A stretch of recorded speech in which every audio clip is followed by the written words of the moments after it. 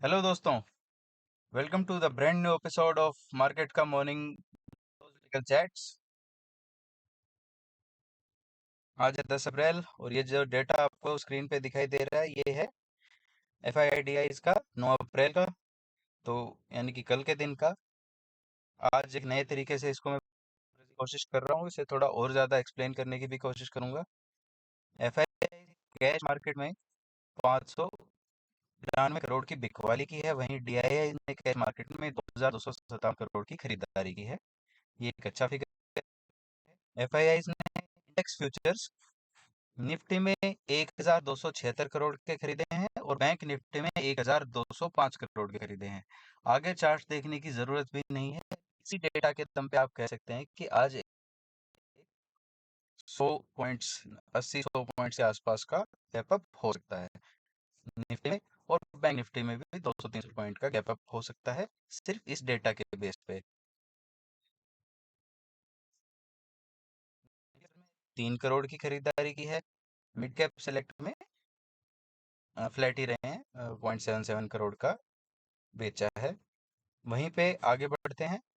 FIIs ने index options 25,598 crore के खरीदे हैं। तो ये जो डेटा होता है इंडेक्स ऑप्शंस का, इसको आप सिर्फ डायरेक्शनल पर्पज से ही देख सकते हैं, क्योंकि इसमें ये डिटेल्ड आपको कभी नहीं मिलता है कि पुट्स खरीदे हैं या कॉल्स खरीदे। तो जो मेन डेटा मिलता है कि भाई टोटल ऑप्शंस खरीदे हैं 25,000 करोड़ के। इसका मतलब ये बनता है कि बड़ी मूव एक्सपेक्ट कर रहे हैं FIIs, तभी वो ऑप्शंस खरीद रहे हैं। अगर वो फ्लैट मार्केट मार्केट ऊपर नीचे होने वाला मार्केट एक्सपेक्ट कर रहे होते तो वो यहाँ पे सेल फिगर शो कर रहे होते, लेकिन उन्होंने ऑप्शंस में खरीदारी की है। इसका मतलब किसी भी तरफ आए एक बड़ा मूव आ सकता है। डेटा के हिसाब से बड़ा मूव ऊपर की तरफ आने की संभावनाएं ज्यादा है। वैसे भी फेड पॉलिसी आने वाली है, तो उस केस में भी ऑप्शन सेलिंग से सभी समझदार, जो कि FIIs तो समझदार होते ही हैं, वो बचते हैं। क्योंकि ये वो समय होता है जब कोई भी न्यूज़ आ सकती है। क्या पता फेड क्या बदलाव कर दे, किस तरीके की कमेंट कर दे, और उसके बेस पे मार्केट किसी भी तरफ एक बड़ा move ले। तो ऐसी सिचुएशन में आपको ऑप्शन सेलिंग से बचना चाहिए। ये आपको इस डेटा में दिखाई भी दिया। स्टॉक फ्यूचर्स जो हैं वो 1022 करोड़ के खरीदे हैं इन्होंने। स्टॉक ऑप्शंस अगेन टाइप का होता है, इससे हम इग्नोर कर देते हैं। वैसे बताने के लिए बता दूं, 404 करोड़ के इन्होंने बेचे हैं। यहाँ जो इम्पोर्टेंट बात है वो इस मार्केट में 600 करोड़ का माल बेचा है, उसके अलावा हर जगह अच्छी खासी खरीदारी की है। FIIs इंडियन मार्केट पे बुलिश हैं। ये US डॉलर के लिए भी एक अच्छा साइन है, क्योंकि वो बाहर से डॉलर लेके आते हैं फिर यहाँ पे माल खरीदते हैं। तो वो डॉलर बेच रहे हैं और रुपया खरीद रहे हैं, तो हमारे रुपए की वैल्यू उससे बढ़ती है। तो जो हमारे ऊपर एक तलवार लटकी हुई है, रेगुलर पिछले वीडियो देखें उन्हें पता होगा कि US डॉलर में ऊपर की तरफ ब्रेकआउट आ रहा है, और पूरा पूरा खतरा बना हुआ है कि ये और 3-4 रुपए महंगा हो सके।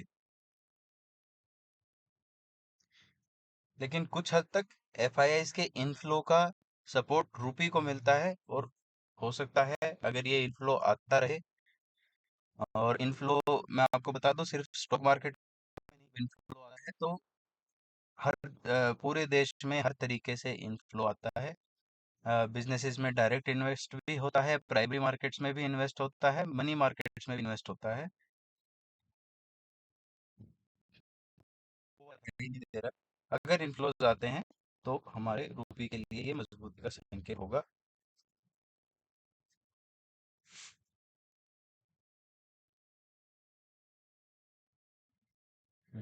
तो सो ऑन एंड ऑल आपका आपको ये समझना चाहिए कि आज इन्वेस्टर्स का डेटा तेजी के फेवर में है। अब आपको जो स्क्रीन पे दिखाई दे रहा है ये है नेट ओपन इंटरेस्ट का डेटा। इसमें आपको अपर लेफ्ट कॉर्नर में दिख रहा होगा क्लाइंट, मतलब रिटेल इन्वेस्टर्स, प्रमोटर्स मतलब जो कंपनियों के ही प्रोमोटर्स होते हैं वो लोग। एफआईआईज मतलब फॉरेन इंस्टीट्यूशनल इन्वेस्ट ऑरेंज में दिखाई देगा, और डोमेस्टिक इंस्टीट्यूशनल इन्वेस्टर्स का डेटा आपको येलो में दिखाई देगा। बड़े ध्यान से इस डेटा को देखिए। फर्स्ट टाइम बता रहा हूँ, समझने में थोड़ी दिक्कत हो सकती है, तो रिपीट करके देख लीजिएगा। 9 अप्रैल को आपको सिर्फ 16 के कॉन्ट्रैक्ट हैं जो कि शॉर्ट हैं ऑप्शंस में। किसके शॉर्ट्स हैं? DIIs के शॉर्ट्स हैं। इससे पहले वाले दिन यानी कि 8 अप्रैल को 24,000 कॉन्ट्रैक्ट्स आपको FIIs के, यानी कि कल बहुत ही जबरदस्त शॉर्ट कवरिंग की FIIs ने, और लगभग लगभग अपना डेटा जीरो कर दिया है। FIIs अब नेट लॉन्ग है इन ऑप्शंस। कौन से ऑप्शन? ये डेटा अवेलेबल नहीं है। तो आपको पीछे भी दिखाई दिया होगा कि लगभग 25,000 करोड़ के ऑप्शंस इंडेक्स के उन्होंने खरीदे थे।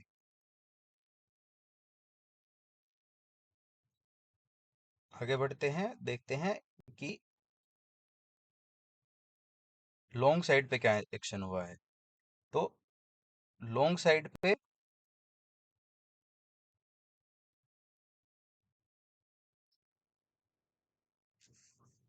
आप देख रहे होगे स्क्रीन पे अवेलेबल डेटा है 3, 4, 5, 8 और 9 अप्रैल का। 3, 4, 5 और 8 अप्रैल तक लॉन्ग साइड पे कोई भी ओपन इंटरेस्ट नहीं था FIIs का, लेकिन आज ओपन इंटरेस्ट बढ़ के आया है। बढ़ के आना हमें देखेंगे आप, ऑरेंज आपको छोटा सा दिखाई दे रहा होगा इसके बीच में, 9 अप्रैल वाले लॉन्ग साइड डेटा में। ये जो ओपन इंटरेस्ट बढ़ के आया है, इसका बढ़ के आना संकेत दे रहा है कि लॉन्ग साइड पे जब प्राइस बढ़ रहा है और साथ बढ़ रहा है, तो पोजीशंस लॉन्ग साइड पे ज्यादा बनी हुई हैं। शॉर्ट साइड में आप देखेंगे कि ओपन इंटरेस्ट तो खत्म ही हो गया है और प्राइस बढ़ा हुआ है। तो ये संकेत होता है कि शॉर्ट कवरिंग हुई है, यानी कि जो पहले से शॉर्ट थे वो कवर हो गए हैं। जो पहले से बेचा हुआ माल था उसे कवर करके पोजीशन स्क्वेयर ऑफ कर ली गई है, और लॉन्ग साइड के ऊपर फ्रेश पोजीशन बनाई गई है।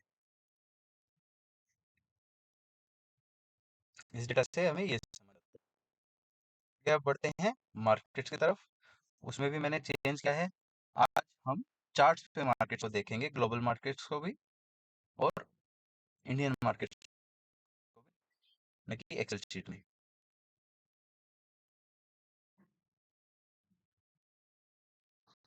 मोटा देखें तो डाउ जोन्स में, S&P 500 में, दोनों में ही फ्लैट ट्रेड रहा है कल।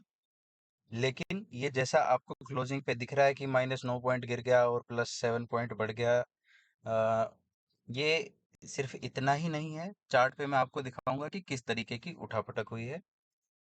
नेस्डेक 0.3% बढ़ के बंद हुआ है, और स्मॉल कैप 2000 भी 0.27% के आसपास बढ़ के बंद हुआ है US में। अब आके देखते हैं कि अंदर क्या एक्शन रहा है। ये है आपका US 30 यानी कि डाउ जोन्स इंडस्ट्रियल एवरेज का चार्ट। इस चार्ट में आपको दिखाई दे रहा होगा 9 अप्रैल की शुरुआत यहाँ से होती है, इस कैंडल से। ये फ्यूचर्स हैं। पूरा दिन फ्यूचर्स जो है फ्लैट इस रेंज में ट्रेड करते हुए रहे। जो ये मैंने पैरेलल चैनल मार्क किया है, इसी के अंदर ये ट्रेड कर रहे थे। उसके बाद ये वो मोमेंट है, लगभग हमारे यहाँ जब रात के 7 बजते हैं उस समय वहाँ के मार्केट्स खुलते हैं। तो जब मार्केट्स खुले तो पहले ही 3 कैंडल्स में, ये 30 मिनट का चार्ट है, यानी कि पहले ही 1.5 घंटे में बाजार अच्छा खासा गिर गया, लगभग 38,949 से, और लो बनाया 38,556 का। तो लगभग लगभग 500, 400, 500 पॉइंट की गिरावट खुलते ही बाजार में आई पहले 1.5 घंटे में। उसके बाद उतनी ही तेजी से वी शेप रिकवरी भी आई, और घूम फिर के बाजार फ्लैट जा करके बंद हो गया। और ये जो एरिया आपको दिखाई दे रहा है, ये है फिर से फ्यूचर्स ट्रेड हो रहे हैं। मार्केट यहाँ बंद हो चुका है। 2 बजे बंद हो जाता है मार्केट वहाँ। हमारे यहाँ जब 2 बजते हैं तो वहाँ का मार्केट बंद हो जाता है रात के। उसके बाद फ्यूचर्स फिर से फ्लैट ट्रेड कर रहे हैं। सिमिलर एक्शन आपको नेस्डेक में दिखेगा। डिफरेंस ये है कि ये भी एक रेंज में ट्रेड कर रहे थे इसके फ्यूचर्स। उसके बाद जब बाजार खुले, उससे पहले ही लगभग हमारे यहाँ के 4:30 बजते हैं, उस समय से ही तेजी इसमें शुरू हो गई थी। लेकिन बाजार खुलते ही ये भी US 30 की तरह पहले 1.5 घंटे में अच्छा खासा नीचे की तरफ गिर गया। लगभग 200-250 पॉइंट्स की इसके अंदर गिरावट आई है। और उस यानी कि ये उससे उतना ही परसेंटेज टर्म्स में उतना ही गिरा है जितना डाउ जोन्स गिरा था। उसके बाद इसमें भी उसी की तर्ज पे एक्शन आया और अच्छा खासा ऊपर चढ़ के वी शेप रिकवरी देके ऊपर जाके बंद हुआ है लगभग 50 पॉइंट, यानी कि 0.3%। और उसके बाद मॉर्निंग में अभी फ्लैट ट्रेड कर रहा है।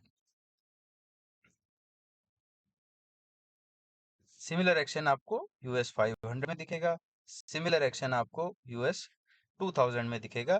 थोड़ी सी स्ट्रेंथ बेटर है इसने, यानी कि स्मॉल कैप शेयरों ने अपना जो है ना पैरेलल जो चैनल जिसमें ये ट्रेड कर रहे थे पहले, ये वाला एरिया, इसको ब्रेक किया। ब्रेक करते ही रिकवरी दे दी।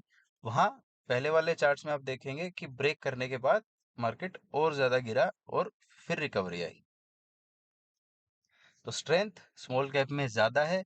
इसी के तर्ज पे इंडियन स्मॉल कैप्स में भी, जो कि रिटेल इन्वेस्टर्स के पास ज्यादा होते हैं, छोटे मचोले शेयर्स, उनके अंदर आपको एक्शन ज्यादा पॉजिटिव, ज्यादा स्ट्रेंथ वाला, कंपैरेटिवली आउट परफॉर्मिंग एक्शन आपको दिखाई देगा आज।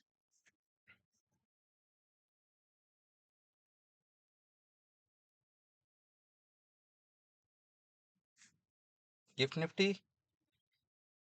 निफ्टी हमारी बंद होता निफ्टी के साथ यहाँ निफ्टी की क्लोजिंग है। निफ्टी में जो क्लोजिंग हुई थी वो लगभग 22,750 के आसपास हुई थी।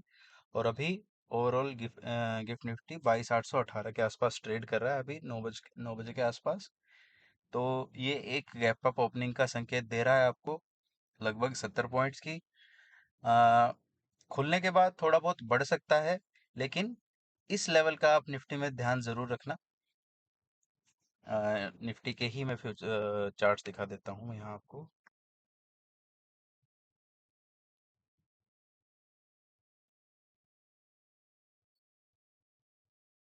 निफ्टी में जो हमें ध्यान रखना है वो है इस लेवल का। गैप अप ओपनिंग होने के बाद थोड़ा बहुत बढ़ के अगर 22,750 के आसपास निफ्टी आ जाता है, पहले तो खुलेगा ही वो 22,700 के ऊपर ही। 720-30 भी खुल सकता है, इस तक भी खुल सकता है। तो अगर यहाँ खुलता है तो इसके बाद हम उसमें एक बार वेट करेंगे, 30 मिनट कैंडल इसके ऊपर क्लोज हो लेने देंगे।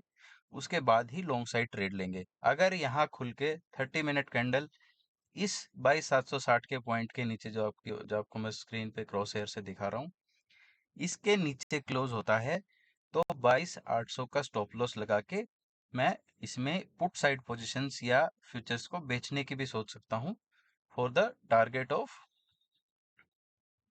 कल का लो जो कि था 22,600 के आसपास।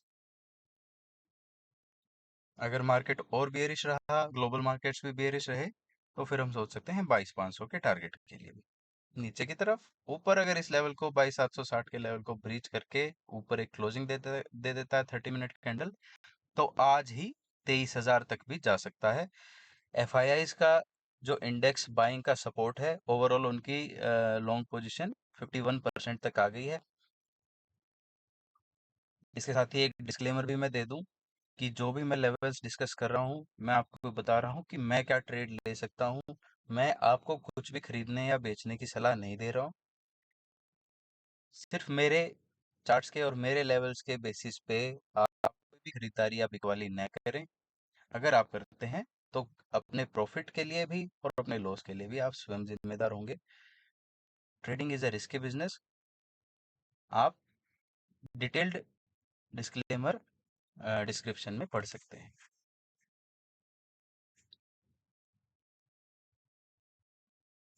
बैंक निफ्टी में भी हम देखें तो सिमिलर सा एक्शन है। 48,900 के ऊपर मैंने ले लीजिए, क्योंकि ऊपर एक साइकोलॉजिकल लेवल है 49,000 का। तो 49,025 के ऊपर की अगर क्लोजिंग आती है तो बेधड़क लॉन्ग पोजीशन इसमें बनाई जा सकती है। अगर 30 मिनट की क्लोजिंग 48,600 के नीचे आती है तो फिर इसमें हम सेल की पोजीशन बना सकते हैं 48,600 के नीचे के बाद।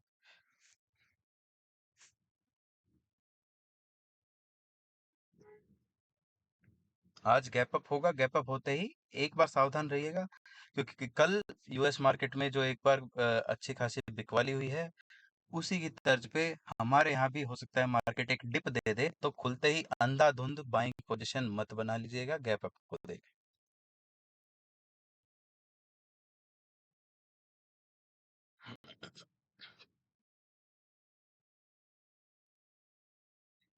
मिड कैप सेलेक्ट, ये हम कल के वीडियो में डिस्कस कर चुके हैं, ये वही है, लगभग घूम फिर के वहीं ट्रेड कर रहा है।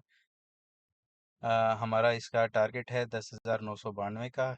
ये आज आने की उम्मीद लग रही है, अब आज ओपनिंग पे भी आ सकता है। और 11,070 का ये लेवल है, इसको ब्रीच करने के बाद ही हम बाइंग पोजीशंस के बारे में सोचेंगे। आज के हमारे फेवरेट स्टॉक्स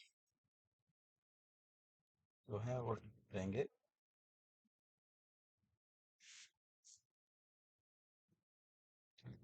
टाटा स्टील, इसमें हमारी ये लॉन्ग पोजीशन है, यहाँ मैंने बाइंग की थी इसमें उसके, और ये स्टॉप लॉस रखा हुआ है नीचे, स्टॉप लॉस के लेवल के आसपास ही ट्रेड कर रहा है। आज मुझे उम्मीद है कि अच्छा प्री मार्केट ओपनिंग हो गई है, लगभग 0.8% ये ऊपर खुला है। इसमें जेफरीज ने टारगेट दिया है 200 का।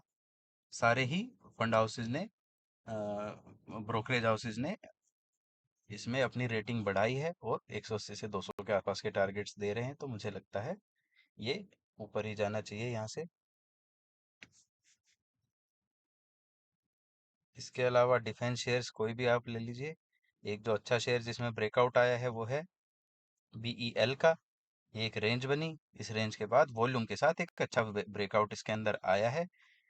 इसी कैंडल के नीचे का स्टॉप लॉस लगा के इसमें खरीदारी की जा सकती है, मैंने करी हुई है, मेरी इसमें ऑलरेडी पोजीशन है फ्यूचर्स में। जितना बड़ा स्टॉप लॉस उसका डबल टारगेट।